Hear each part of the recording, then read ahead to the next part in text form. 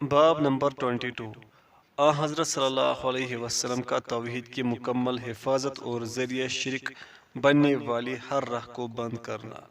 ارشاد الہی ہے، لقد جاءکم رسول من انفسکم عزیز علیہ ما عنتم حریص علیکم بالمؤمنین رؤوف الرحیم فَإِن تَوَلَّوْا فَقُلْ حَسْبِيَ اللَّهُ لَا إِلَٰهَ إِلَّا هُوَ عَلَيْهِ تَوَكَّلْتُ وَهُوَ رَبُّ الْعَرْشِ الْعَظِيمِ۔ سورہ توبہ۔ لوگو، تمہارے پاس تم ہی میں سے ایک رسول آیا ہے، تمہاری تکلیف اسے شاق گزرتی ہے، وہ تمہاری فلاح و ہدایت کا حریص ہے اور اہل ایمان کے لیے نہایت شفیق اور مہربان ہے۔ پھر اگر یہ لوگ پھر جائے تو آپ صلی اللہ علیہ وسلم ان سے کہہ دیجئے کہ میرے لیے اللہ کافی ہے، اس کے سوا کوئی معبود نہیں، میرا بھروسہ اسی پر ہے اور وہی عرش عظیم کا مالک ہے۔ حضرت ابو ہریرہ رضی اللہ عنہ سے مروی ہے کہ رسول اللہ صلی اللہ علیہ وسلم نے فرمایا، اپنے گھروں کو نماز، دعا اور تلاوت قرآن ترک کر کے قبرستان نہ بناؤ اور نہ میری قبر کو میلہ گاہ بناؤ، اور تم جہاں بھی ہو مجھ پر درود و سلام پڑھتے رہو، تمہارے درود و سلام مجھے پہنچ جائیں گے۔ اس کو ابو داؤد نے حسن سند کے ساتھ روایت کیا ہے اور اس کے راوی ثقہ ہے۔ زین العابدین علی بن حسین رحمۃ اللہ علیہ نے ایک شخص کو نبی صلی اللہ علیہ وسلم کی قبر کے گرد بنی دیوار میں ایک شگاف سے اندر داخل ہو کر قبر کے پاس دعا کرتے ہوئے دیکھا تو اسے روک دیا اور کہا، کیا میں تجھے وہ حدیث نہ بتاؤں جو میرے باپ حضرت حسین رضی اللہ عنہ نے میرے دادا حضرت علی رضی اللہ عنہ سے اور انہوں نے رسول اللہ صلی اللہ علیہ وسلم سے سنی تھی۔ آپ نے فرمایا تھا، میری قبر کو میلہ گاہ نہ بنانا اور تم نماز، دعا اور تلاوت قرآن ترک کر کے اپنے گھروں کو قبرستان نہ بنا لینا اور مجھ پر درود پڑھتے رہنا، اس لیے کہ تم جہاں بھی ہوں گے تمہارا درود مجھے پہنچ جائے گا۔ مسائل۔ پوائنٹ فرسٹ، سورہ برہ توبہ کی آخری دو آیتوں کی تفسیر و توضیح ہے۔ پوائنٹ سیکنڈ، حضرت صلی اللہ علیہ وسلم کا اپنی امت کو حدود شرک سے بہت دور رہنے کی ہدایت اور حکم ہے۔ پوائنٹ تھرڈ، نبی اکرم صلی اللہ علیہ وسلم ہم یعنی اپنی امت پر نہایت شفیق و مہربان اور ہماری رشد و ہدایت پر انتہائی حریص تھے۔ پوائنٹ فورتھ، آپ صلی اللہ علیہ وسلم نے مخصوص انداز میں اپنی قبر کی زیارت سے منع فرمایا ہے، حالانکہ آپ صلی اللہ علیہ وسلم کی قبر کی زیارت شرعی حدود و قیود میں رہ کر کی جائے تو یہ انتہائی فضیلت والے اعمال میں سے ہے۔ پوائنٹ ففتھ، نبی صلی اللہ علیہ وسلم نے بار بار زیارت قبر کے لیے جانے سے منع فرمایا ہے۔ پوائنٹ سکستھ، آپ صلی اللہ علیہ وسلم نے نفلی نماز گھر میں بجا لانے کی ترغیب دی ہے۔ پوائنٹ سیونتھ، صحابہ کرام رضی اللہ عنہ کی ہاں یہ بات مسلم اور معروف تھی کہ قبرستان میں نماز نہیں پڑھی جا سکتی۔ پوائنٹ ایٹھ، صلاۃ و سلام کے بارے میں آپ صلی اللہ علیہ وسلم نے یہ وجہ بیان فرمائی کہ آدمی کا درود و سلام مجھے پہنچ جاتا ہے، خواہ وہ دور ہی ہو، لہذا اس گھر سے قریب آنے کی ضرورت نہیں۔ پوائنٹ نمبر نائنتھ، اس میں یہ بھی بیان ہے کہ حضرت صلی اللہ علیہ وسلم برزخ میں ہے اور امت کے اعمال میں سے درود و سلام آپ صلی اللہ علیہ وسلم پر پیش کیے جاتے ہیں۔ باب امت محمدی صلی اللہ علیہ وسلم کے بعض افراد کا بت پرستی میں مبتلا ہونا۔ ارشاد الہی ہے، أَلَمْ تَرَ إِلَى الَّذِينَ أُوتُوا نَصِيبًا مِنَ الْكِتَابِ يُؤْمِنُونَ بِالْجِبْتِ وَالطَّاغُوتِ وَيَقُولُونَ لِلَّذِينَ كَفَرُوا هؤلاء أحدى من الذين آمنوا سبيلا۔ سورة النساء۔ کیا آپ صلی اللہ علیہ وسلم نے ان لوگوں کو نہیں دیکھا جنہیں کتاب کا کچھ حصہ دیا گیا؟ وہ بتوں اور شیطان کو مانتے ہیں اور کافروں کے متعلق کہتے ہیں کہ یہ لوگ ایمان لانے والوں سے زیادہ صحیح راستے پر ہے۔ نیز ارشاد فرمایا، قُلْ هَلْ أُنَبِّئُكُم بِشَرٍّ مِّن ذَلِكَ مَثُوبَةً عِندَ اللَّهِ من لعنه الله وغضب عليه وجعل منهم القردة والخنازير وعبد الطاغوت۔ سورة المائدہ۔ اے محمد صلی اللہ علیہ وسلم آپ ان سے کہہ دے کیا میں تمہیں ان لوگوں کی نشاندہی کر دوں جن کا انجام اللہ تعالیٰ کے ہاں فاسقوں کے انجام سے بھی بدتر ہے۔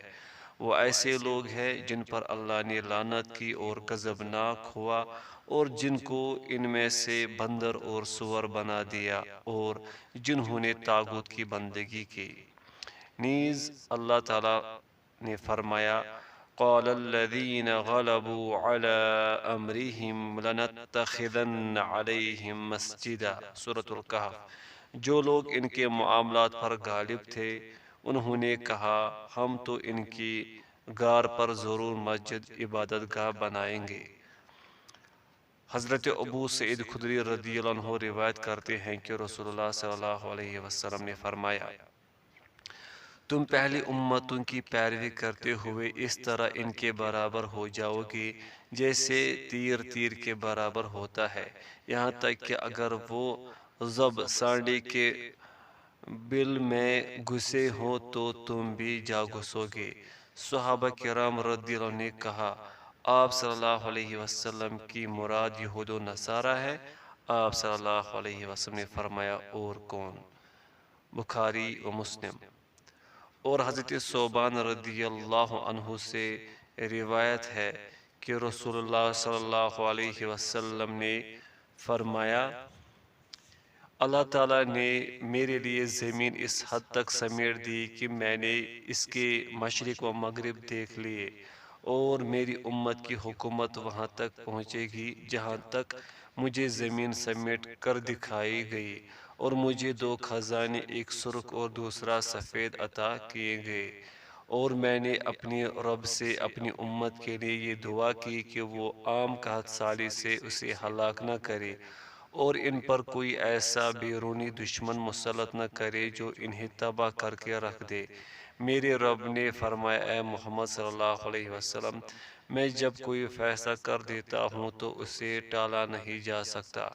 میں آپ صلی اللہ علیہ وسلم کی امت کے بارے میں آپ صلی اللہ علیہ وسلم کی یہ دعا قبول کرتا ہوں کہ میں انہیں عام قحط سالی سے ہلاک نہیں کروں گا اور ان پر کوئی ایسا بیرونی دشمن بھی مسلط نہیں کروں گا جو انہیں تباہ کر کے رکھ دے، اگرچہ سارے دشمن ان کے خلاف متحد اور مجتمع کیوں نہ ہو جائے، البتہ وہ خود آپس میں ایک دوسرے کو ہلاک کریں گے اور قیدی بھی بنائیں گے۔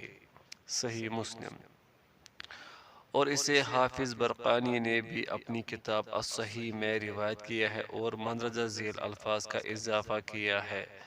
مجھے اپنی امت کے بارے میں صرف گمراہ پیشواؤں کا خدشہ ہے، اور جب ان میں ایک دفعہ تلوار چل پڑی تو قیامت تک بند نہیں ہوگی، اور قیامت اس وقت تک قائم نہیں ہوگی جب تک کہ میری امت کی ایک جماعت مشرکین سے نہ جا ملے اور میری امت کے بہت سے گروہ بت پرستی نہ کرنے لگے، اور میری امت میں 30 دجال ہوں گے، وہ سب کے سب نبوت کا دعویٰ کریں گے حالانکہ میں خاتم الانبیاء آخری نبی ہوں، میرے بعد کوئی نبی نہیں آئے گا، اور میری امت کا ایک گروہ ہمیشہ قیامت تک حق پر رہے گا، اور ان کی اللہ تعالیٰ کی طرف سے مدد کی جائے گی اور انہیں چھوڑ جانے والے ان کا کچھ بھی نہیں بگاڑ سکیں گے یہاں تک کہ اللہ کا حکم یعنی قیامت آ جائے۔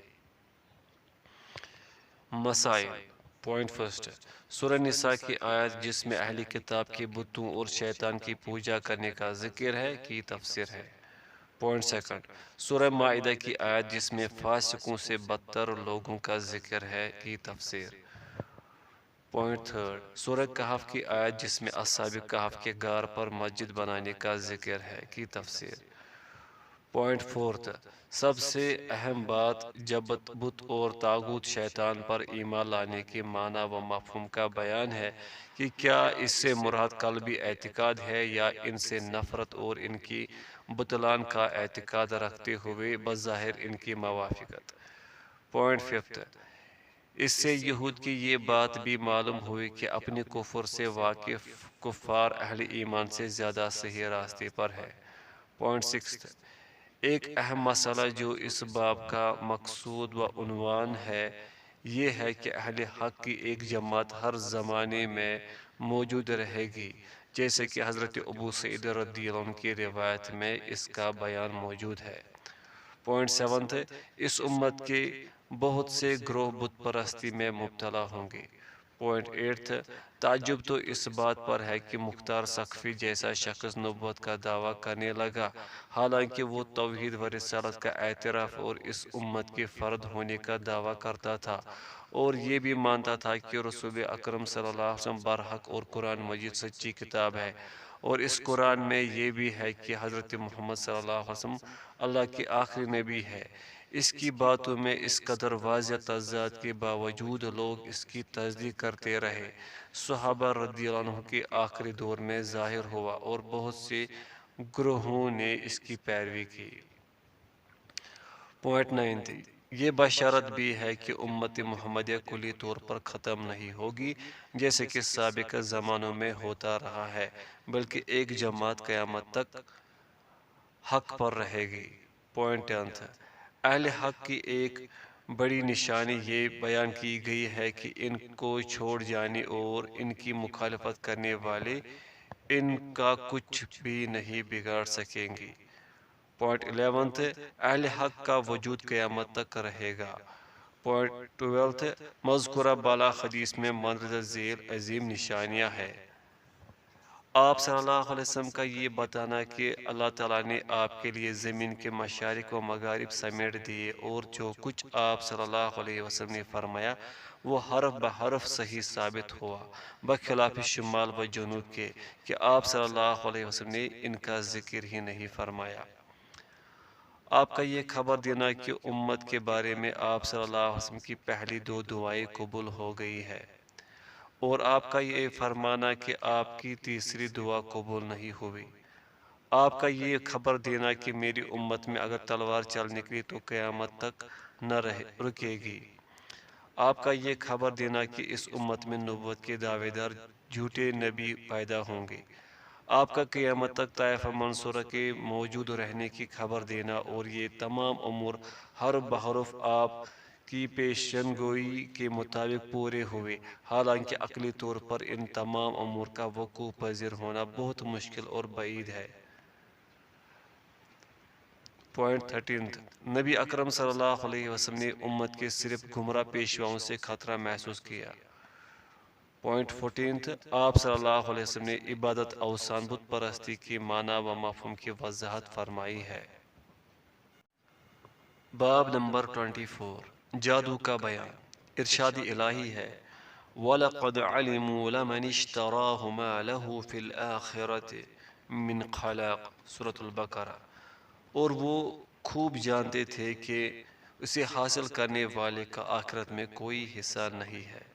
نیز ارشاد ہے، یؤمنون بالجبت والطاغوت، سورۃ النساء، وہ بتوں اور شیطانوں کو مانتے ہیں۔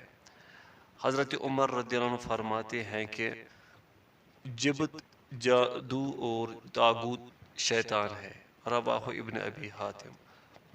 اور حضرت جابر رضی اللہ عنہ فرماتے ہیں، طاغوت وہ کاہن ہے جن پر شیطان اترتا تھا، اور ہر محلے کا الگ الگ کاہن ہوتا تھا۔ حضرت ابو ہریرہ رضی اللہ عنہ سے مروی ہے کہ رسول اللہ صلی اللہ علیہ وسلم نے فرمایا، 7 مہلک کاموں سے بچ کر رہو۔ صحابہ نے عرض کی، یا رسول اللہ صلی اللہ علیہ وسلم وہ 7 کام کون کون سے ہیں؟ آپ صلی اللہ علیہ وسلم نے فرمایا، اللہ تعالیٰ کے ساتھ شریک کرنا، جادو کرنا، کسی کو ناحق قتل کر ڈالنا، سود خوری، یتیم کا مال کھانا، کفار سے مقابلے کے دن پیٹھ پھیر کر بھاگ جانا، پاک دامن اور عفیف اہل ایمان عورتوں پر تہمت لگانا۔ صحیح بخاری و صحیح مسلم۔ اور حضرت جندب رضی اللہ عنہ سے مرفوع روایت ہے کہ جادوگر کی سزا یہ ہے کہ اسے تلوار سے قتل کر دیا جائے، رواہ ترمذی۔ اسے ترمذی نے ذکر کیا ہے اور ساتھ یہ کہا ہے کہ درست بات اس کا موقوف ہونا ہے۔ اور بجالہ بن عبدہ رحمۃ اللہ علیہ سے روایت ہے کہ حضرت عمر رضی اللہ عنہ نے لکھا کہ ہر جادوگر مرد اور عورت کو قتل کر دو، تو ہم نے 3 جادوگرنیوں کو قتل کیا۔ صحیح بخاری۔ اور حضرت حفصہ رضی اللہ عنہ سے ثابت ہے کہ انہوں نے اپنی لونڈی کو قتل کرنے کا حکم دیا جس نے ان پر جادو کر دیا تھا، چنانچہ اسے قتل کر دیا گیا۔ رواہ معطا امام مالک۔ اسی طرح حضرت جندب رضی اللہ عنہ سے بھی ایسا ہی ایک واقعہ منقول ہے۔ امام احمد رحمۃ اللہ علیہ فرماتے ہیں کہ جادوگروں کو قتل کرنا 3 صحابہ رضی اللہ عنہ سے ثابت ہے۔ مسائل۔ پوائنٹ فرسٹ، سورہ بقرہ کی آیت کی تفسیر جس میں جادو حاصل کرنے والا کا انجام بیان کیا گیا ہے۔ پوائنٹ سیکنڈ، سورہ نساء کی آیت کی تفسیر جس میں جادوگروں کا بتوں اور شیطانوں کو ماننے کا تذکرہ ہے۔ پوائنٹ تھرڈ، جبت اور طاغوت کا معنی اور ان کے مابین فرق۔ پوائنٹ فورتھ، یہ بھی ثابت ہوا کہ طاغوت جن بھی ہوتے ہیں اور انسان بھی۔ پوائنٹ ففتھ، اس سے ان 7 کاموں کا بھی پتہ چلا جو انتہائی مہلک اور خاص طور پر ممنوع ہے۔ پوائنٹ سکستھ، جادوگر کافر ہے۔ پوائنٹ سیونتھ، جادوگر کو توبہ کرائے بغیر قتل کر دیا جائے۔ پوائنٹ ایٹتھ، جادوگر حضرت عمر رضی اللہ عنہ کے دور میں بھی موجود تھے، تو اس کے بعد کے دور کا کیا حال ہوگا۔ باب نمبر 24، جادو کی چند اقسام۔ امام احمد بن حنبل جادو سے وہ اوف سے یا دیوانہ سے عیسیٰ سے اور وہ عیسیٰ سے نبی صلی اللہ علیہ وسلم پرندوں کو اڑا کر پھینک دینا، زمین پر کھینچنا، علم عمل، کسی چیز کو دیکھ کر بتانا، بدشگونی دینا، یہ سب جادو کی اقسام ہیں۔ اوف کہتے ہیں العیافہ، پرندوں کو اڑا کر پھینک دینا، عقل سے مراد کھینچنا۔ یہ علم آج کل علم رمل کہلاتا ہے۔ سمبا سے کہتے ہیں شیطانی جیب، الجبت ہے۔ ابو داؤد نسائی کی انفرادی حدیث میں اس کا صرف معروف حصہ روایت کیا ہے۔ قال اوف سے آگے کی عبارت انہوں نے روایت نہیں کی، یہ صرف مسند احمد میں ہے۔ اور حضرت عبداللہ بن عباس رضی اللہ عنہما کہتے ہیں کہ رسول اللہ صلی اللہ علیہ وسلم نے فرمایا، جس نے علم نجوم کا کچھ حصہ سیکھا اس نے اسی قدر جادو سیکھا، جتنا زیادہ سیکھتا جائے اتنا ہی زیادہ اس کی وجہ سے گناہ میں اضافہ ہوتا جائے۔ رواہ ابو داؤد و اسنادہ صحیح۔ حضرت ابو ہریرہ رضی اللہ عنہ سے روایت ہے کہ جس شخص نے گرہ باندھ کر اس پر پھونک ماری، تحقیق اس نے جادو کیا، اور جو جادو کرے وہ شرک کا مرتکب ہوا۔ اور جو شخص اپنے بازو، گلے، ہاتھ وغیرہ پر کوئی چیز باندھے یا لٹکائے اسے اسی کے سپرد کر دیا جاتا ہے۔ سنن نسائی۔ حضرت ابو سعید خدری رضی اللہ عنہ سے روایت ہے کہ رسول اللہ صلی اللہ علیہ وسلم نے فرمایا، کیا میں تمہیں الاضداح کے متعلق بتاؤں کہ وہ کیا ہے؟ پھر خود ہی فرمایا، وہ چغلی ہے جس سے لوگوں میں فتنہ اور لڑائی ہو جائے۔ رواہ مسلم۔ اور حضرت عبداللہ بن عمر رضی اللہ عنہما سے روایت ہے کہ رسول اللہ صلی اللہ علیہ وسلم نے ارشاد فرمایا، بعض بیان میں بھی جادو کا اثر ہوتا ہے۔ مسائل۔ پوائنٹ فرسٹ، عیافہ، ترک اور طیرہ سب جادو ہی کی اقسام ہے۔ پوائنٹ سیکنڈ، ان تینوں کی مکمل وضاحت اور تفصیل بھی سامنے آتی ہے۔ پوائنٹ تھرڈ، علم نجوم جادو ہی کی ایک قسم ہے۔ پوائنٹ فورتھ، گرا لگانا اور پھونک مارنا بھی جادو ہی ہے۔ پوائنٹ ففتھ، چگلی کرنا بھی جادو کی ایک شکل ہے۔ پوائنٹ سکستھ، بعض لوگوں کا فصیح و بلی کلام بھی بعض اوقات جادو کا اثر رکھتا ہے۔ باب نمبر 26، نجومی اور غیب دانی کے دعوے دار۔ بعض ازواج مطہرات رضی اللہ عنہن نبی صلی اللہ علیہ وسلم سے روایت کرتی ہے کہ آپ صلی اللہ علیہ وسلم نے فرمایا، جس شخص نے کسی کاہن و نجومی کے پاس جا کر کچھ دریافت کیا اور پھر اس کی کہی ہوئی کسی بات کی تصدیق کی تو 40 روز تک اس کی نماز قبول نہ ہوگی۔ صحیح مسلم۔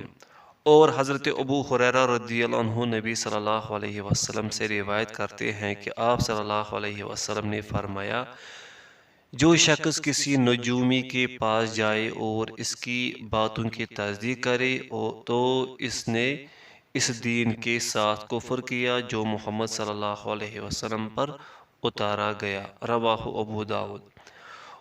ایک اور جگہ حضرت ابو ہریرہ رضی اللہ عنہ سے یوں روایت ہے کہ رسول اللہ صلی اللہ علیہ وسلم نے فرمایا، جس شخص نے کسی نجومی یا کاہن کے پاس جا کر اس کی کہی ہوئی بات کی تصدیق کی، اس نے اس دین کے ساتھ کفر کیا جو محمد صلی اللہ علیہ وسلم پر اتارا گیا۔ ائمہ اربعہ ابو داؤد، ترمذی، نسائی، ابن ماجہ نے اسے ذکر کیا ہے اور امام حاکم نے اپنی مستدرک میں اسے بخاری و مسلم کی شرط پر صحیح قرار دیا ہے، اور مسند ابی یعلا میں عمدہ سند کے ساتھ حضرت عبداللہ بن مسعود سے یہی روایت موقوف مروی ہے۔ اور حضرت عمران بن حسین رضی اللہ عنہ سے مرفوع روایت ہے کہ رسول اللہ صلی اللہ علیہ وسلم نے فرمایا، وہ شخص ہم میں سے نہیں جو فال نکالے یا نکلوائے، کہانت کرے یا کرائے، جادو کرے یا کرائے، اور جو شخص کسی کاہن کے پاس جا کر اس کی کہی ہوئی باتوں کی تصدیق کرے تو اس نے اس دین کا انکار کیا جو محمد صلی اللہ علیہ وسلم پر نازل کیا گیا۔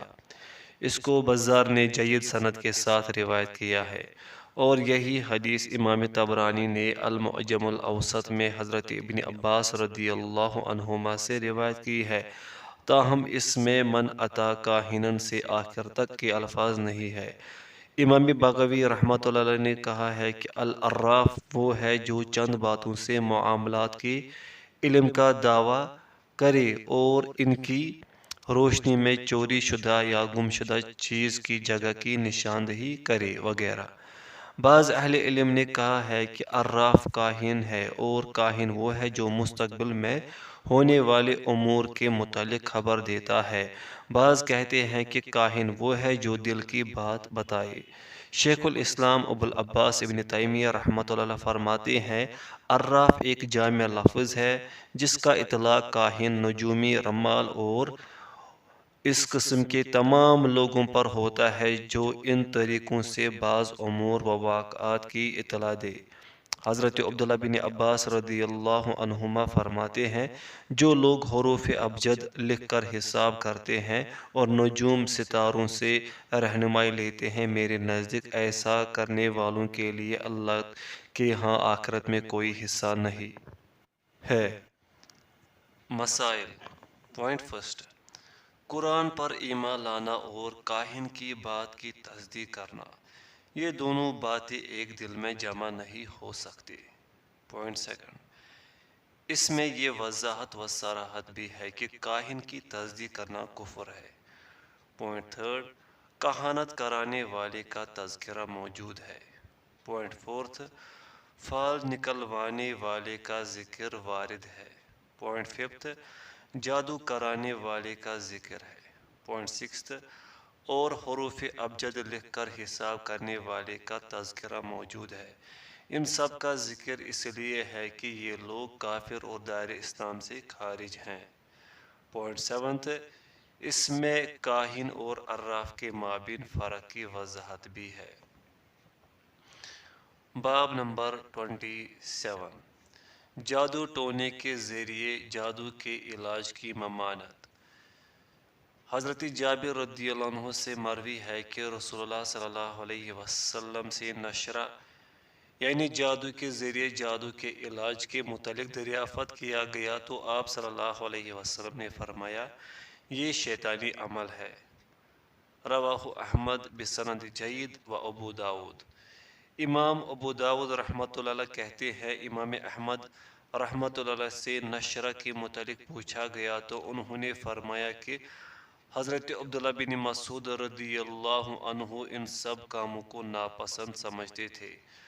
حضرت قتادہ رضی رحمۃ اللہ علیہ کہتے ہیں کہ میں نے سعید بن مسیب رحمۃ اللہ علیہ سے پوچھا اگر کسی پر جادو ہو یا کوئی ایسا ٹونا جس کے سبب وہ اپنی بیوی کے قریب نہ آ سکتا ہو تو کیا اس کا دفیع کرنا یا اس کو باطل کرنے کے لیے نشرہ یعنی منتر استعمال کرنا درست ہے؟ انہوں نے جواب دیا اس میں کوئی حرج نہیں کیونکہ اس سے جادو کرنے والوں کا مقصد اصلاح ہی ہے، نفع مند اور مفید شے کے استعمال کی ممانعت نہیں۔ حضرت حسن بصری رحمہ اللہ سے مروی ہے وہ کہتے ہیں کہ جادو کو جادوگر ہی اتار سکتا ہے۔ امام ابن قیم رحمۃ اللہ فرماتے ہیں کہ سحر زدہ سے جادو کو دور کرنا نشرہ کہلاتا ہے۔ اس کی دو قسمیں ہیں۔ پوائنٹ فرسٹ یہ کہ جادو کو جادو ہی سے دور کیا جائے یہ شیطانی عمل ہے اور ناجائز ہے۔ اس صورت میں جادو دور کرنے والا اور جس پر جادو ہوا ہو دونوں شیطان کا قرب حاصل کرنے کے لیے اس کے پسندیدہ کام کرتے ہیں اور ایسے اعمال بجا لاتے ہیں کہ شیطان خوش ہو کر سحر زدہ سے اپنا اثر ہٹا لیتا ہے۔ حسن بصری کا قول اسی صورت پر محمول کیا جائے گا۔ پوائنٹ سیکنڈ دوسری قسم یہ ہے کہ دم تعوذ ادویات اور جائز و مباح ادعیہ کے ساتھ جادو کا علاج کیا جائے یہ جائز ہے۔ مسائل۔ پوائنٹ فرسٹ جادو کا علاج جادو سے کرنے کی ممانعت ہے۔ پوائنٹ سیکنڈ حرام اور جائز علاج میں ایسا فرق اور وضاحت ہے جس سے اشکال اور شبہات دور ہو جاتے ہیں۔ باب نمبر 28 بدفعلی اور بدشگونی۔ ارشاد الہی ہے الا انما طائرهم عند اللہ ولکن اکثرهم لا يعلمون سورۃ الاعراف۔ خبردار ان کی بدشگونی نحوست اللہ کے ہاں مقدر ہے لیکن ان میں سے اکثر نہیں جانتے۔ نیز ارشاد ربانی ہے قالوا طائركم معكم أئن ذكرتم بل أنتم قوم مسرفون۔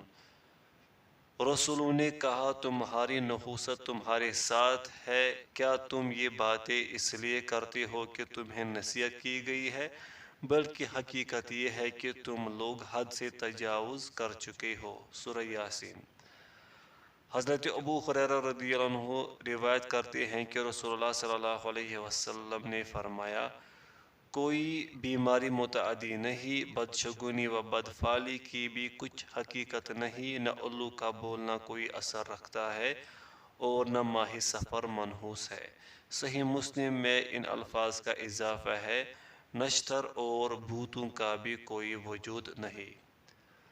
حاشیہ لوگوں کا یہ عقیدہ ہے کہ ستارے زمین اور اہل زمین پر اثر انداز ہوتے ہیں، اسے نشتر کہتے ہیں۔ اسلام نے اس عقیدے کی نفی کی ہے لہذا ستارے کچھ نہیں کر سکتے ہیں۔ مترجم۔